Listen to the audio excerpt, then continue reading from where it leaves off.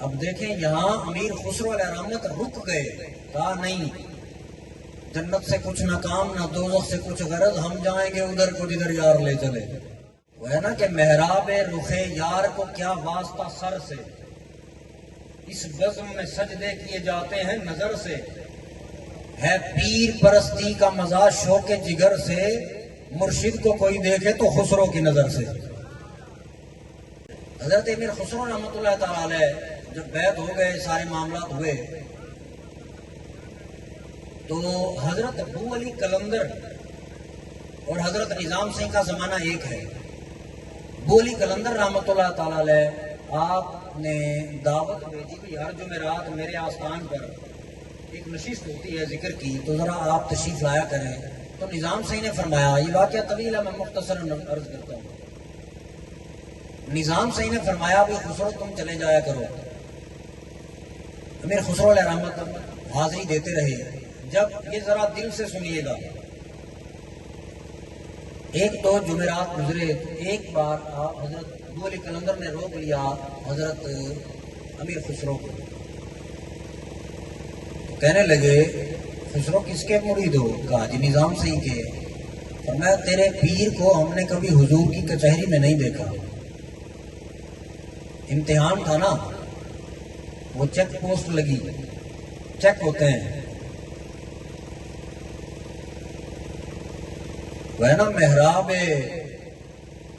اب دیکھیں یہاں امیر خسرو علیہ رحمت رک گئے، کہا نہیں، جنت سے کچھ نہ کام نہ دوزخ سے کچھ غرض، ہم جائیں گے ادھر کو جدھر یار لے چلے۔ ہوں جی تم بہ گئے ہیں، بس بہ گئے ہیں۔ وہ ہے نا کہ محراب رخ یار کو کیا واسطہ سر سے، اس بزم میں سجدے کیے جاتے ہیں نظر سے، ہے پیر پرستی کا مزہ شوق جگر سے، مرشد کو کوئی دیکھے تو خسرو کی نظر سے۔ امیر خسرو علیہ رحمت نے وہاں کہا جی میں ٹھیک ہے یہ سارے راز کی باتیں ہیں، لیکن اگلی جمعرات پھر فرمایا کہ میں نے تمہارے پیر کو حضور کی کچہری میں کبھی نہیں دیکھا، رسائی ہے ہی نہیں ہے، تم بیعت ہو گئے ہو۔ تو امیر خسرو علیہ رحمت نے وہ عشق اور جنون کا ملا جلا اضطراب ہو گیا شروع اندر، تو آپ بڑی اضطرابی کیفیت میں جب نظام سنگھ کی بارگاہ میں پہنچے تو نظام سنگھ نے فرمایا خسرو بڑے پریشان لگ رہے ہو۔ کہا حضور دلوں کے حال جانتے ہیں آپ۔ تو آپ مسکرا پڑے۔ فرمایا ابو علی نے یہ کہا ہے؟ کہا جی۔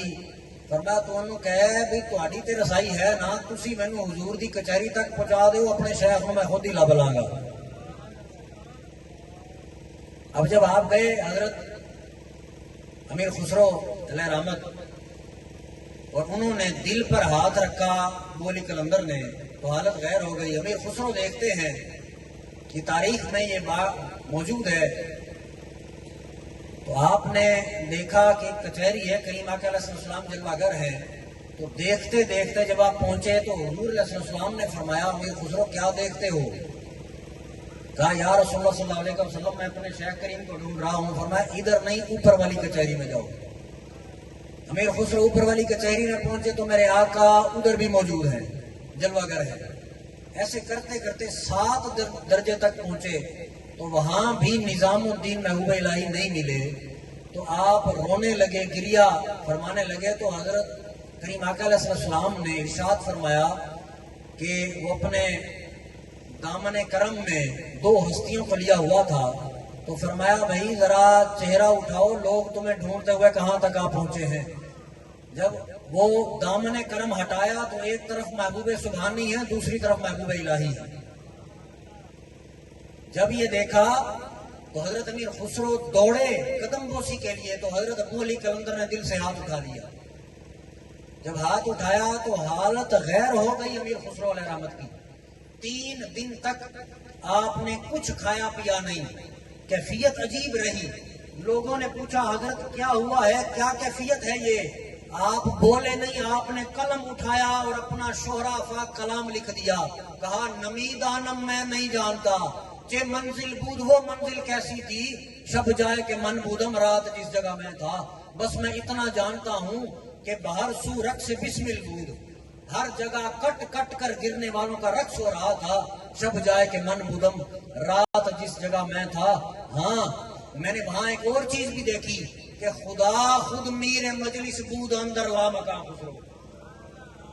کہا کہ مالک کریم اس محفل پاک کی میزبانی فرما رہا تھا اور محمد شم محفل بود شب جائے کہ من بودم، میرے آقا اس محفل کی صدارت فرما رہے تھے. اور آپ دیکھیں نا کہ کہاں ہے پردہ، کدھر ہے مخفی، کب اس کا مکھڑا حجاب میں ہے. قصور اپنی نگاہ کا ہے وگرنہ وہ کب حجاب میں ہے.